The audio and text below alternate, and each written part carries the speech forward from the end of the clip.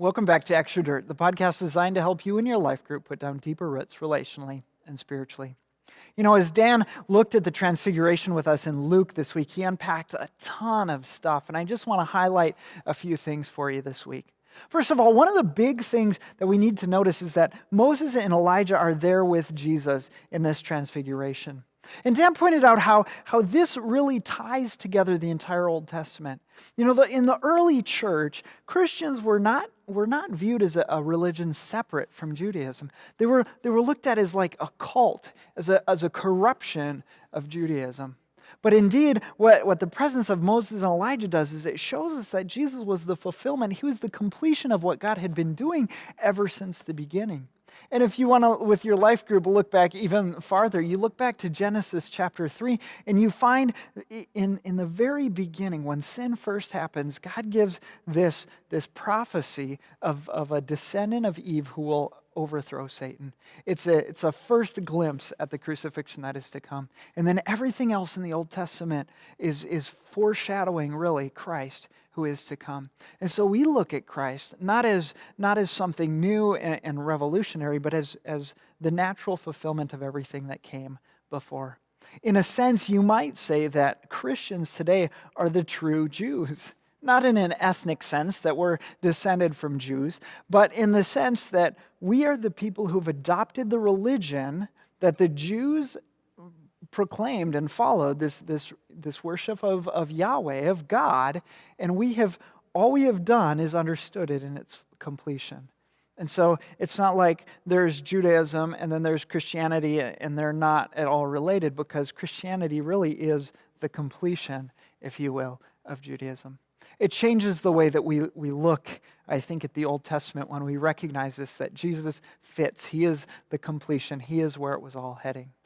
You know, a couple other things that we see as we study the Transfiguration is this idea of a glory, of an eternal glory that awaits us in heaven. And it's important to note that it's not just a glory that we get to be spectators of. It's not just like God brings us up to heaven and puts us up on some bleachers so we can watch the action. But really, it's a glory that we are invited into. We're told that we are co-heirs with Christ. And so someday we will stand in heaven with Moses and Elijah and Jesus there, and we will be caught up into that same glory that is shown here. And so we find Jesus as God in the flesh and as one who opens the way for us to partake and to experience God's glory. And it's really an incredible blessing.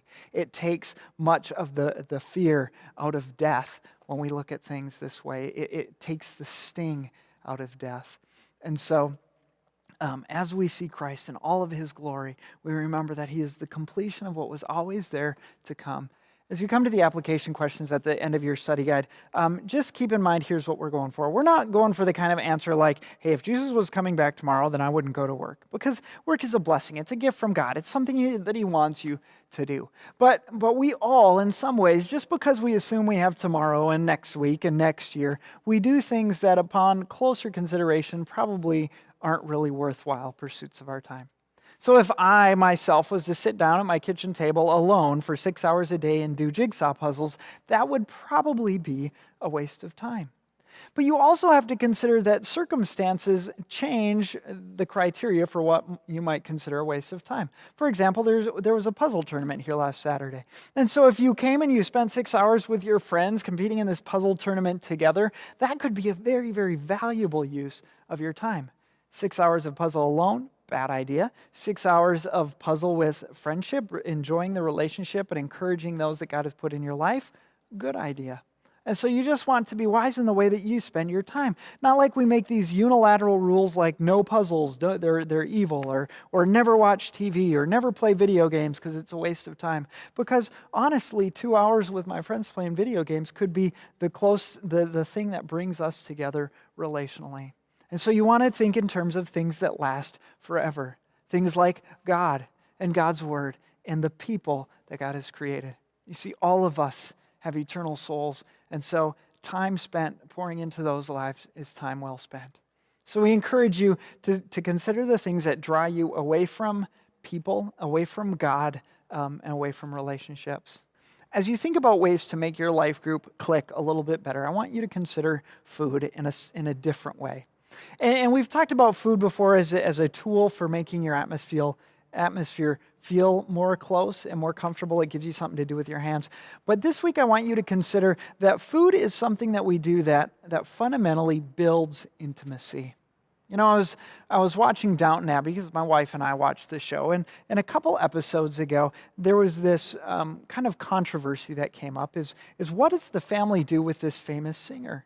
She's not a servant, and yet she doesn't live in the same social circles as the family and as all the friends that they were having over to their house for this big party.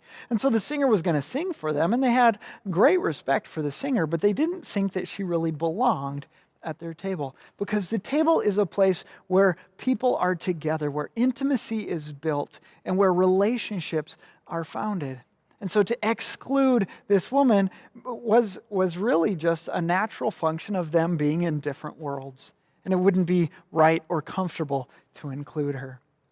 You know, this is why Jesus, in eating with his disciples, gave them the Lord's Supper to do together as something to build unity. It's also why he says with somebody who considers themselves a believer and yet is engaged in unrepentant sin, he says with such a person, don't even eat with them, because it builds intimacy and it displays to the world intimacy, and you don't want someone who is blatantly rejecting the words of Christ and the ways of Christ to become a part of your group that is supposed to represent Christ as who he is. And so when you eat, it does something. It brings you together. I had some friends who didn't like to eat in front of other people, and I was like, I don't really get that. But eating is something you got to open your mouth, and it's like this natural thing that we do, and it reveals a side of ourselves that we don't reveal in normal, everyday conversation. The things that I pick out to eat that I like show you something about me. The things that I bring or that I prepare to share with the group display something of me. And it really opens up. It reveals our hearts, and it reveals our personalities to those that we eat with. And so I want to encourage you if you don't regularly have dessert or snacks or a meal or something together, I would encourage you to take a time, to pick a day to do dinner together as a group. You know, just, hey, we're not going to do group next week. We're going to have a giant potluck dinner. Or hey, guys, after group next week, a bunch of us are going to go and get wings together. Would you, why don't you join us? And so we invite people then to eat with us. We engage in this intimacy. It brings the whole group together. So that's my tip for you this week. I hope you enjoyed it. I hope you have a great time talking about Jesus and all of his glory. And we will see you again back here next week. Take care. God bless.